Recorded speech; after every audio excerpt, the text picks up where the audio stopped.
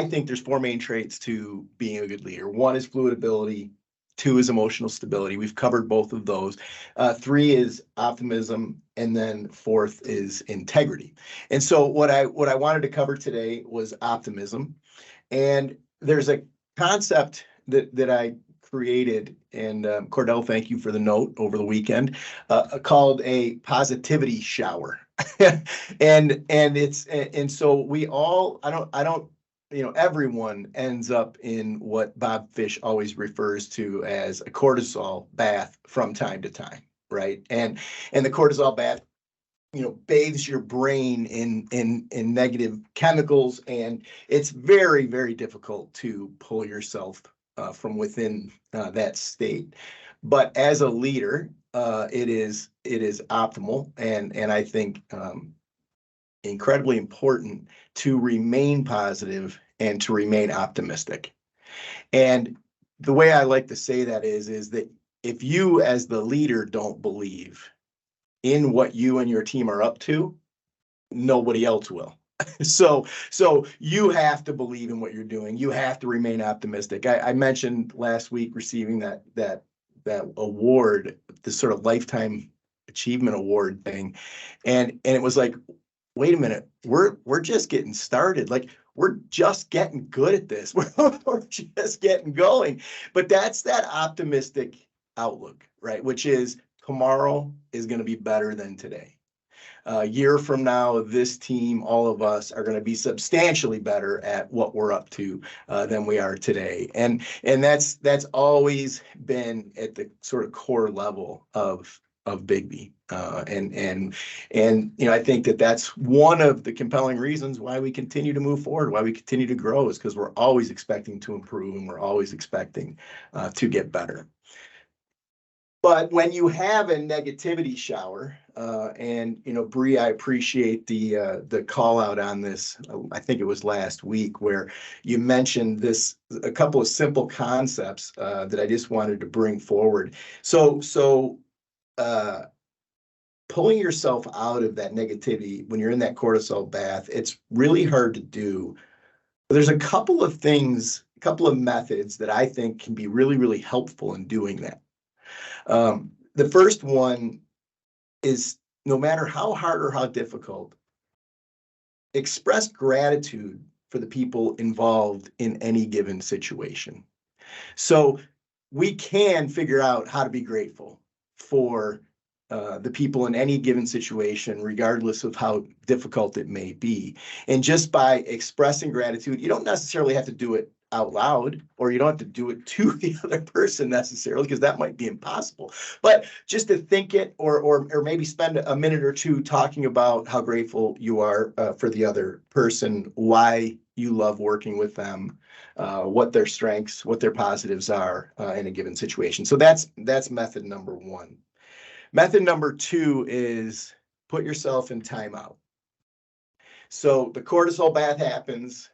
I think we should be aware enough of the fact that it is happening, and then just boop, like take a timeout. And you hear all the time, like the 24-hour rule, like just let it sit for 24 hours. I like to add a little nugget into that, which is at 12-ish hours, why don't you talk to somebody you trust about it? And then wait another 12 hours and then maybe engage.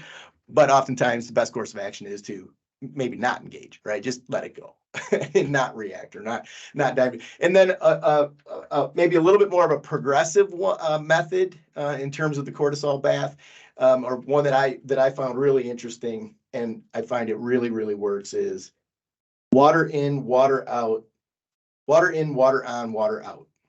Okay, so what that is one, drink a bunch of water, because in my life anyway, when I get in bad spaces, 8 out of 10 times I'm dehydrated. I'm just simply dehydrated, right? So drink a whole bunch of water.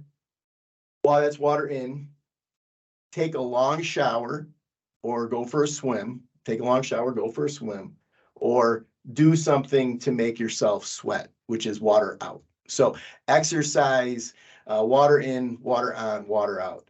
And I've found that these three things, any one of these three things works really well. I mean, if you were to do all three, holy smokes, right? But anyway, just some little nuggets that are in here that I think are helpful. The other thing that I have is